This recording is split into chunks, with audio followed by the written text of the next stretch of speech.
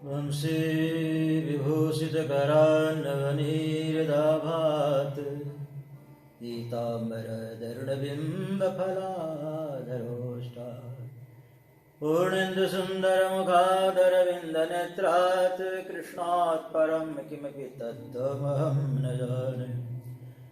कृष्णत्वदीयपदपङ्कजपञ्जरान्ते अद्यैव मे विशतु मानसराजहंस प्राणप्रयाणसमये कफवात पित्ते कण्ठावरोधनविधौ स्मरणं कुतस्ते।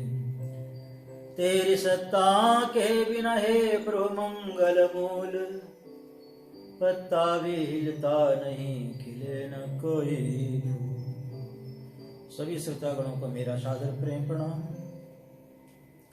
परमात्मा की असीम कृपा से आज यह श्रीमद् भागवत प्रवचन श्रृंखला का यह 21वां भाग प्रारंभ होने जा रहा है। कल हम लोगों ने सुना ब्रह्मा जी ने सृष्टि प्रारंभ की, 9 ऋषियों की सृष्टि की। तो उनके मन में आया ये तो ज्ञानी है, ज्ञान परक ऋषि हैं, इनसे उस प्रकार सृष्टि नहीं होगी जैसा हम चाहते हैं। फिर उन्होंने मनुष्य रूपा की सृष्टि की और मैथुनी सृष्टि प्रारंभ करने को उन्होंने आज्ञा दी। तब उन्हें संतोष हुआ, अब सृष्टि आगे बढ़ेगी। और आगे कथा आप लोगों ने सुनी, भगवान ने हिरण्याक्ष का वध कर दिया। तो हिरण्याक्ष कौन था इसके विषय में बताते हैं। हिरण्याक्ष था भगवान का द्वारपाल था। यह पहले श्राप लग गया, इसलिए इसे असुर होना पड़ा। रामायण में प्रसंग आया है, द्वारपाल हरि के प्रिय दो जय और विजय जन सबको। भगवान हरि के द्वारपाल हैं। तो भगवान वैकुंठ में निवास करते हैं, आगे जय और विजय द्वारपाल हैं, बड़े सानंद से रहते हैं। एक समय की बात है, एक ऐसी घटना घट गई कि सनकादिक भगवान का दर्शन के लिए जाते हैं वैकुंठ। द्वारपाल उन्हें रोक देते हैं। तब उन्होंने कहा कि तुम लोग जानते नहीं हो हम कौन हैं। उन्होंने कहा हम जानते इसलिए रोक रहे हैं आपको, अभी जाने की आज्ञा नहीं है। ऋषियों को क्रोध आ जाता है, कहते हैं तुम तो असुर हो, असुर जैसे हो, भगवान के दर्शन करने के लिए तुम यहाँ पर रोक रहे हो, भगवान के दर्शन के तुम बाधक हो, तुम लोग तो असुर जैसे, इसलिए तुम असुरी हो जाओ।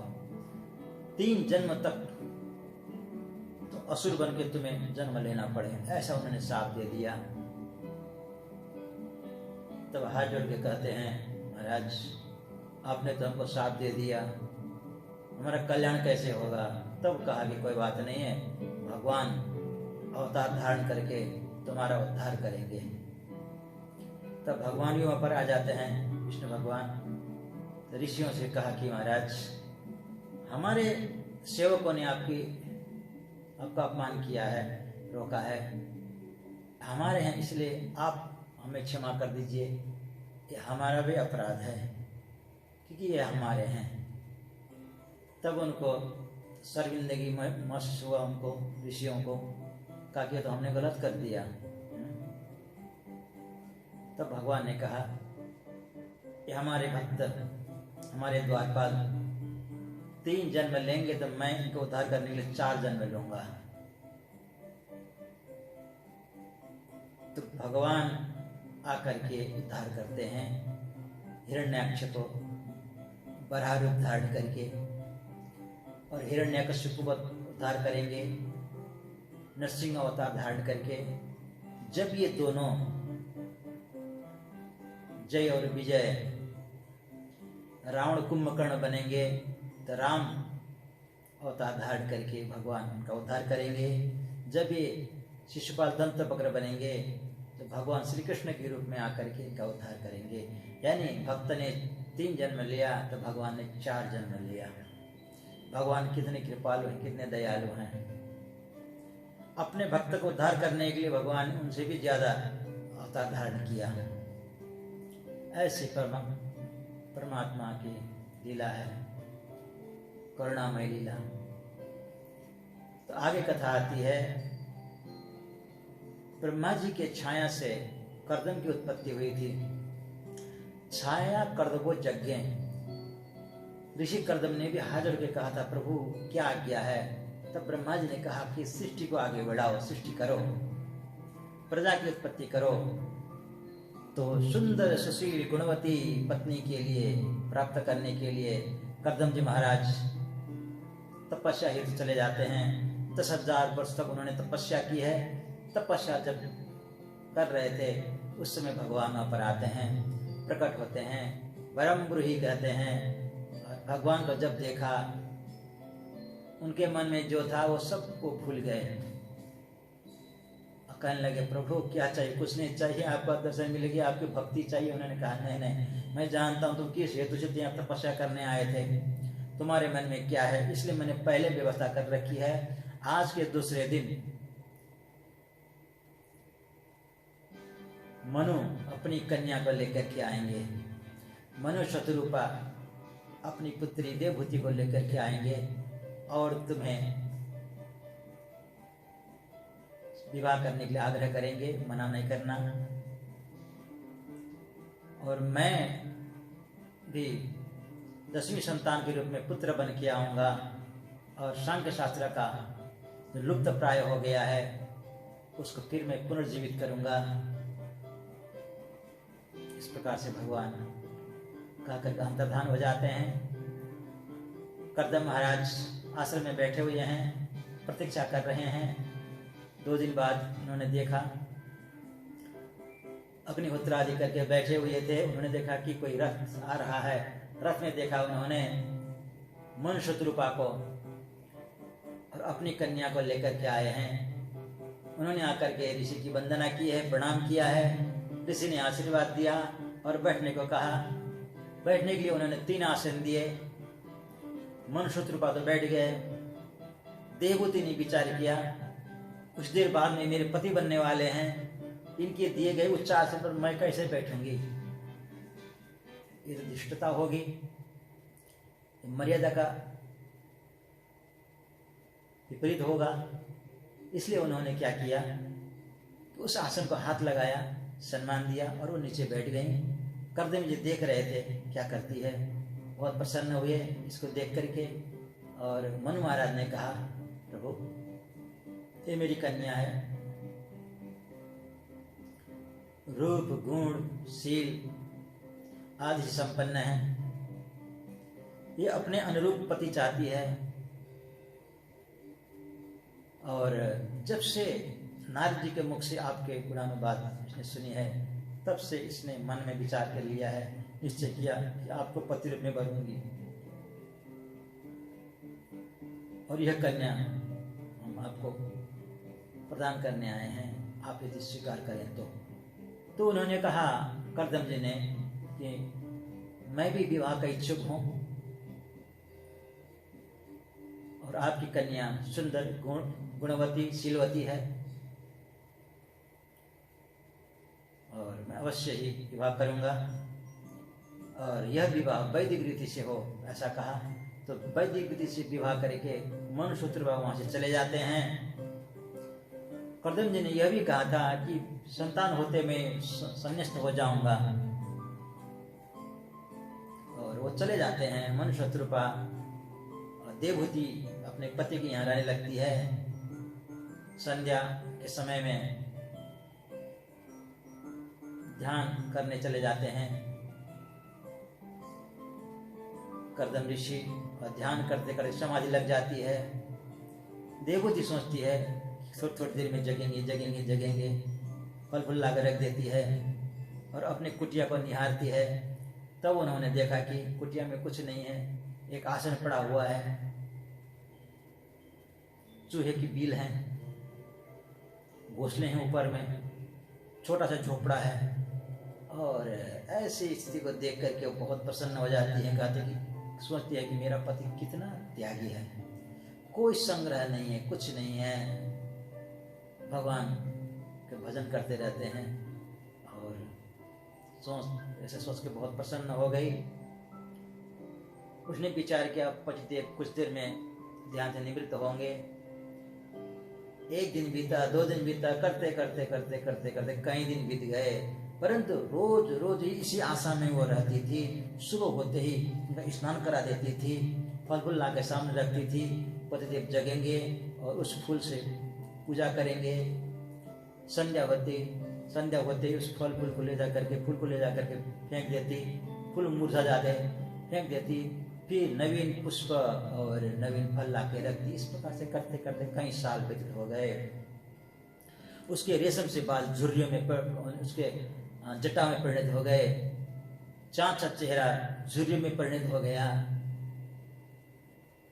और वो वृद्धा जैसी दिखने लगी। वस्त्र फट गए, बलकल बनने लगी इस प्रकार से। परंतु उसने कभी भी दुख नहीं माना और अपने पिता के घर में जाने कभी सोचा नहीं। इसी से ये प्रसन्न थी कि मेरे पति इतने भगवान के भक्त हैं, कभी तो यहाँ से ध्यान से निवृत्त होंगे, कभी हमारी गृहस्थी शुरू होगी। इसी आशा में करते करते करते बहुत साल व्यतीत हो गए। एक दिन उन्होंने आंखें खोली तो देखते हैं,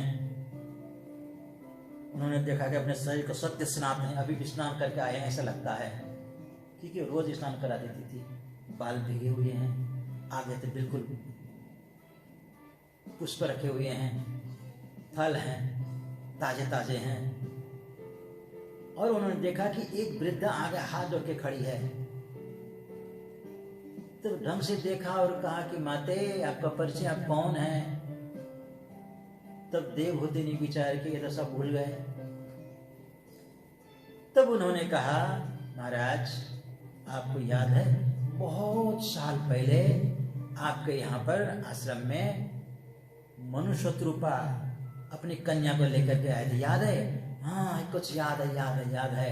हाँ ये भी याद है, उन्होंने अपनी बेटी से आपकी शादी कराई थी, याद है? हाँ याद है। बेचारी वो कहाँ गई होगी, मैं जब तपस्या में लीन हो गया। तब उन्होंने कहा कि मनुष्य रूपा की कन्या देवहूति आपकी दासी आपके सामने खड़ी है। तब देखकर ओहो तुम्हारी स्थिति बन गई, तूने मेरे लिए इतना त्याग किया, अपने शरीर को गला दिया, अपनी जवानी गला दी, तो जर्जर हो गई। बहुत दुखी भी हो गए और उसकी तपस्या को देख करके प्रसन्न भी हो गए। प्रसन्न होकर के कहते हैं, देवी मैं तुमसे बहुत प्रसन्न हूँ।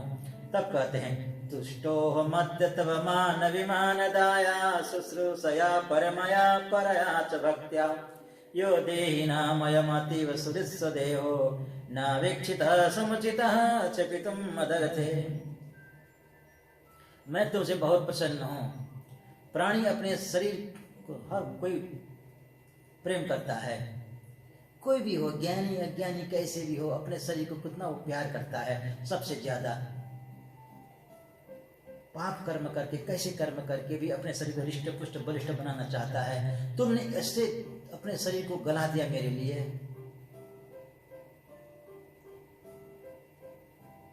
जर्जर कर दिया, तुम कहीं गए भी नहीं। कहा कि देवी मैं तुमसे बहुत प्रसन्न हूँ, जो हमने तपस्या की है इसमें तुम्हारी भी भागीदारी है। अब तुम देखो तपस्या का फल। कह करके उन्होंने कामक विमान बनाया, एक दिव्य विमान जो कि मन की गति से चलने वाला, जैसा चाहे जो भी चाहे वह सब कुछ उपलब्ध था विषय भोग के लिए। हर चीज, काम कल्प वृक्ष का भी बाप था वह विमान। ऐसा विमान फिर पौराणिक इतिहास में कभी सुनने को नहीं मिला। तब देवी देखो, अब हम लोग विहार करेंगे। फिर भी उनका मन प्रसन्न नहीं हुआ। वो विचारते थी शरीर जर्जर है, विषय उपभोग के लिए उपयुक्त शरीर नहीं है। तब जान गए करदम, उन्होंने एक तालाब निर्माण किया और कहा देवी तुम इसमें प्रवेश करो।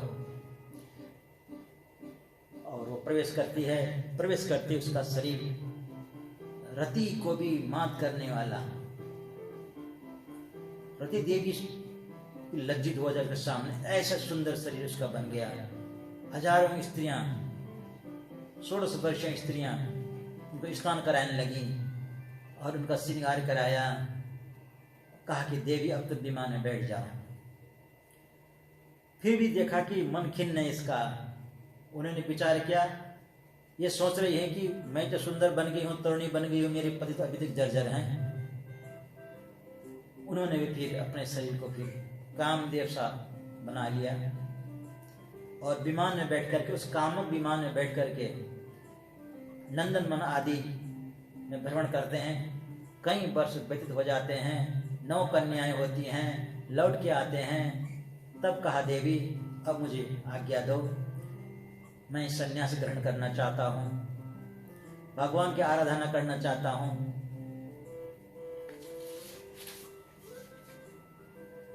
तब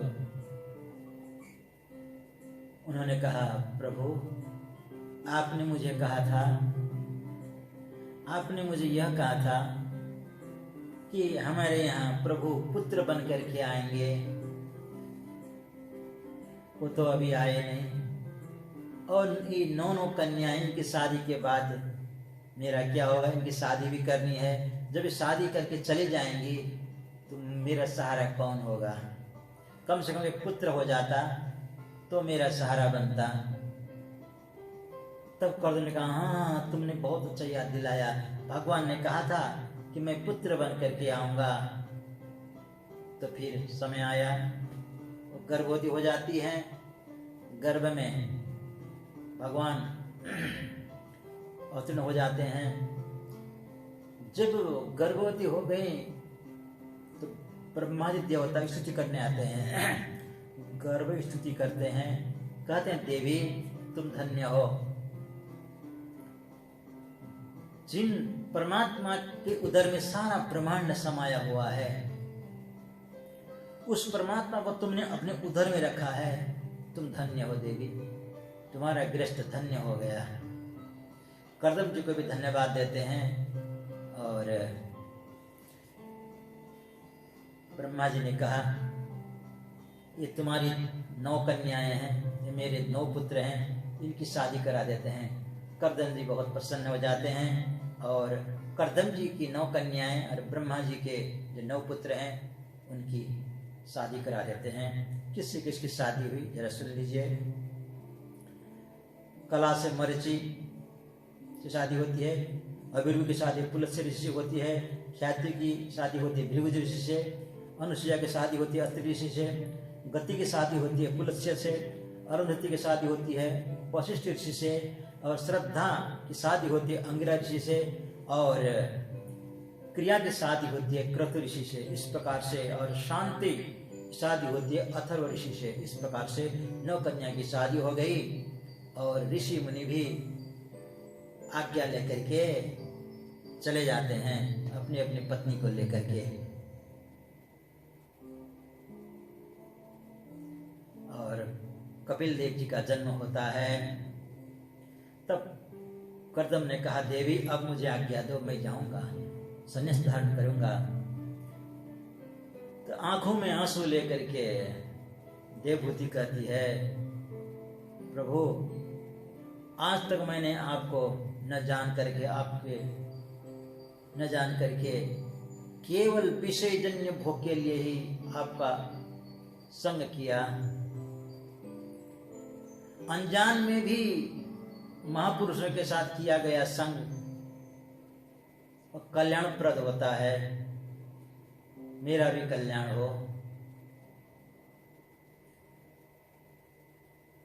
और मुझे आपने ये संग दे करके मेरा उपकार किया, परंतु मैंने आपको न जान करके मैंने अपने आप को ही अपमानित किया। आपके साथ रह करके मैं बहुत कुछ प्राप्त कर सकती थी, मैंने आपका संग केवल विषय उपभोग के लिए ही किया। इस प्रकार से वो कहती है। और कर्दम जी महाराज वहां से भगवान से आज्ञा लेके चले जाते हैं। जाते जाते कपिल देव जी को एकांत में ले जाकर के उन्होंने प्रार्थना की है, प्रभु आपने मेरा गृहस्थ धन्य कर दिया। अब मैं आज्ञा चाहता हूं कि मैं संन्यास हो जाऊं, संन्यास धारण करूं। तो कपिल देव जी ने कहा, छोटे कपिल देव ने कहा, पिताजी आप चाहे तो घर में रह के मेरा भजन कर सकते हैं, चाहे जंगल में रह के कर सकते हैं, ये आपकी इच्छा है। परंतु आज्ञा मांग करके, आज्ञा लेकर के वो चले जाते हैं जंगल की ओर। इधर में क्या होता है, माता जी और केवल कपिल देव जी आश्रम में घर में रहे। एक दिन मन में बड़ा वैराग्य आता है माता देवहूति को और अपने छोटे पुत्र कपिल को आसन में बैठा करके। वो जानती है कि भगवान है और आसन में बैठा करके उन्हें हाथ जोड़ करके पुत्र के रूप में नहीं, भगवान के रूप में उन्होंने प्रार्थना की। तो कहती है, निर्वण्णा निद्रां भूमन् नशदिन्द्रियतर्षणात् येन संभाव्यमानेन प्रपन्नतम प्रभो। हे प्रभु, मैं इन दुष्ट इंद्रियों के विषय की लालसा को पूर्ण करते करते मैं उब गई हूँ, थक गई हूँ और अज्ञान अंधकार में डूब गई हूँ। अब मेरा उद्धार करिए। आप अपने ज्ञान रूपी प्रकाश से मेरे इस अंधकार को दूर करिए प्रभु। मैं तो अज्ञान अंधकार में हूँ। मैंने अभी तक अपने आत्मा कल्याण के लिए कुछ भी नहीं किया। आप मेरा उद्धार करें। जब इस प्रकार से कहा, मेरा उद्धार कैसे होगा, क्या मार्ग है, किस मार्ग को मैं अपनाऊं? तब उन्होंने कहा, भगवान कपिल देव ने, माता चेतः खल्वस्य बन्धाय मुक्तये चात्मनो मतम् गुणेषु सक्तं बन्धाय रतं वा पुंसि मुक्तये। माते एक उपाय है, ये मन ही तो बंधन और मुक्ति का कारण है। मन एव मनुष्याणां कारणं बंध मुक्तयो चेत खलुष बंधाय मुक्तये चात्मनो मतम्। ये मन जब संसार की ओर लगता है तो बंधन है, परमात्मा की ओर लगता है तो मुक्ति है। एक ही चाबी से दरवाजा खुलता भी है, बंद भी होता है। चाबी क्या है? ये मन ही चाबी है। और माता, मुक्ति मन को मिलती है, आत्मा को नहीं। आत्मा तो नित्य मुक्त है। बंधन मन का होता है, बंधन और मुक्ति मन का ही होता है। बंधन मुक्ति मन का है, मन का खेल है माते। ये आत्मा तो क्या है? ईश्वर अंश जीव विनाशी चेतन मल सज सुख राशि सो माया बस भयहु गुसाई बध्यो कीर मर कट के नाई। माता, ये आत्मा ईश्वर का अंश है, अविनाशी है, चेतन है, कोई मल से कोई विकार नहीं है। तो फंसा कैसे? कहते सो माया बस भयो गुसाई, माया के बस में हो गया और बंदर की तरह वो बध गया। उसने माना कि मैं बध गया हूँ। कहते हैं कि उदाहरण दिया है रामायण में, बधो कीर मरकट की नाई। बंदर को पकड़ने वाले लोग क्या करते हैं, छोटी सी हंडी में चना डाल देते हैं और मिट्टी में उसको गाड़ देते हैं, केवल मुंह खुला रख देते हैं। बंदर आते हैं, देखते हैं और चना है, हाथ डालता है अंदर और मुट्ठी भर लेता है और उसका जो छेद है बड़ा छोटा है। निकालते समय भरी मुट्ठी निकलती नहीं है। चीपू चीपू चीपू करके चारों तरफ घूमता है, कहता है कि मुझे भूत ने पकड़ लिया, भूत ने पकड़ लिया। तो संत कहते हैं, अरे मुट्ठी छोड़े तो मुक्त ही है, पकड़ा किसी ने नहीं है। वो मुट्ठी छोड़ना चाहता नहीं है। कहते हैं कि जो मनुष्य भी ऐसा ही है, काम क्रोध लोभ मोह को उसने पकड़ लिया है। लोभ है, संसार के प्रति लोभ है, वो छोड़ना नहीं चाहता है, उसमें उसकी आसक्ति है। जैसे बंदर ने उसको पकड़ रखा है चना को, चना छोड़े तो चना ने उसको पकड़ा नहीं है। चना का दोष नहीं है, खुद ही पकड़ रखा है और कहता है कि मुझे इसने पकड़ लिया। पकड़ा किसी ने नहीं है, चाहे तो मनुष्य ऐसे मुक्त है।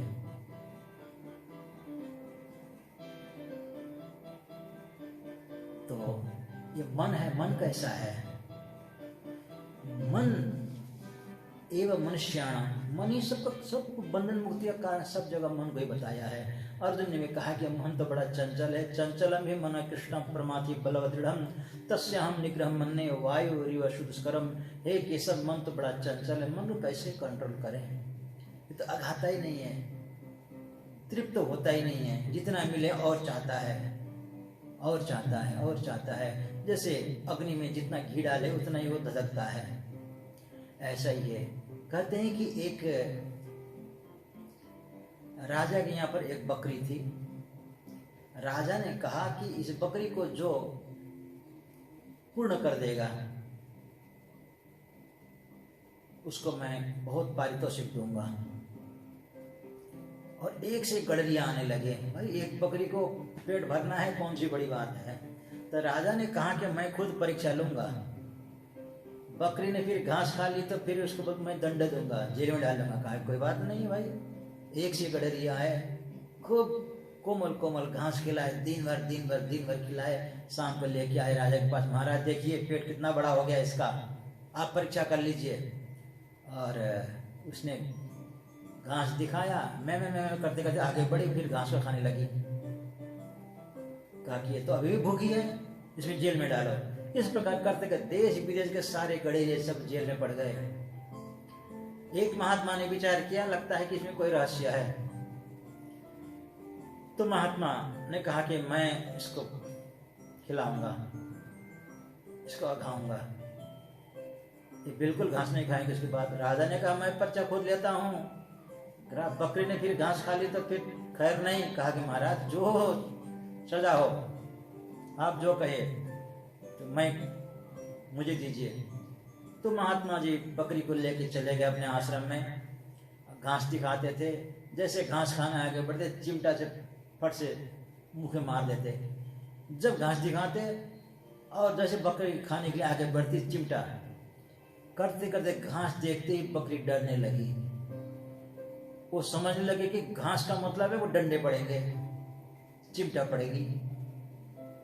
और शाम को बकरी को लेके आए राजा के सामने। कहा कि महाराज परीक्षा कर लीजिए। राजा ने कहा क्या परीक्षा करना, इसका पेट पीट एक कर दिया आपने, तो कुछ खिलाया ही नहीं लगता है। नहीं महाराज खूब खिलाए हैं, आप परीक्षा तो कर लीजिए। राजा ने कहा क्या परीक्षा करना, हाँ बकरी बहुत भूखी है, पेट पीट इसका एक हो गया, सब पिचक गया है। कैसे महात्मा आपने खिलाया, आपका तो परीक्षा करना। उसने कहा महाराज कहिए नहीं, परीक्षा कर लीजिए।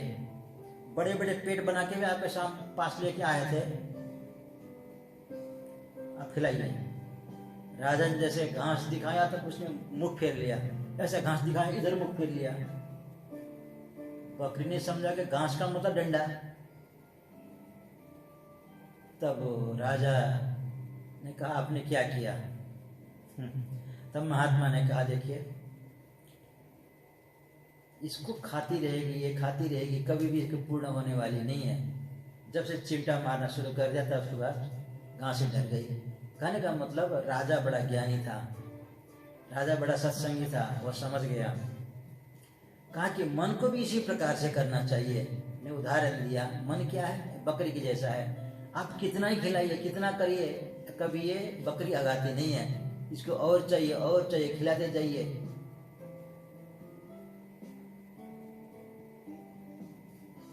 जो नई चीज है उसको दे दीजिए, उसके बाद में फिर और चीज चाहिए, एक मकान बनेगा दूसरा मकान चाहिए, और दूसरा मकान चाहिए, एक गाना सुन लिया अच्छा दूसरा गाना चाहिए। इस प्रकार से कभी ये पूर्ण होने वाला नहीं है। इसीलिए कहा क्या करें, संयम की चिमटा से उसको मारे मन को। तो संयम करना चाहिए। तो मन को कैसे कंट्रोल करें, कहते हैं कि मन यो मनुष्याणां कारण बंध मोक्षयो, मन ही मनुष्य के लिए बंधन और मुक्ति का कारण है। यहाँ पर कपिल देव जी कहते हैं चेत खल्वस्य बंधाय मुक्ते चात्मनो मतम। ये खल्वस्य बंधाय, चेत चित्त यानी मन ही है। इसलिए माँ इस मन को क्या करें, भगवान में लगाएं, परमात्मा में लगाएं, संसार में न लगाएं। हाथ से ये जो चने पकड़ रखे हैं, चने को छोड़ दीजिए। ऐसे दो मार्ग बताए हैं। एक तो पूरी तरह से सब कुछ छोड़ करके परमात्मा में लग जाना, ये सबके बस की बात नहीं है, परंतु संसार में रहते हुए भी भगवान का भजन करना चाहिए, जिस प्रकार से गोपियों ने किया।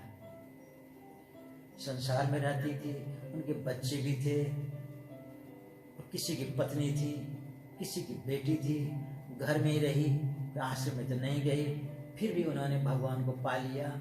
और गोपियों कहते हैं भक्ति की पताका।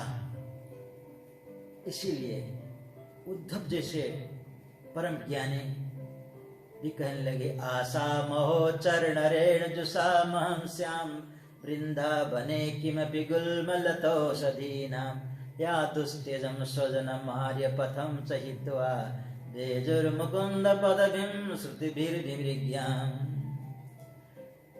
उद्धव जैसे ज्ञानी भी कहते हैं, जो भगवान के सखा हैं, कहते हैं कि मुझे वो जो उसका रज मिल जाए, गोपी के चरण नहीं, चरण रज की कामना करते हैं, वो मिल जाए तो मेरा कल्याण हो जाए। आशा महो चरण रेणु जुषामहम श्याम।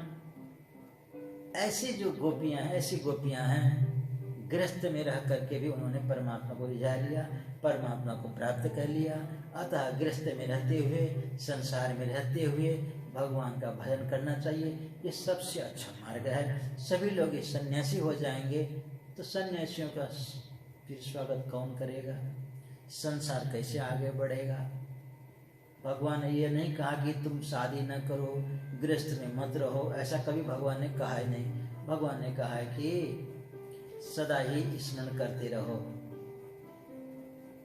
मां मनुष्मर युद्ध च, मेरा स्मरण करो, संसार का काम भी करो। सदा ही स्मरण रखना कि भगवान को न भूलें, संसार का कार्य करते रहें। और ये जो प्रसंग है बहुत गहरा प्रसंग है, और बाकी का जो प्रसंग है कल रखेंगे। इन्हीं शब्दों के साथ वाणी को विराम देता हूँ। सभी को मेरा सादर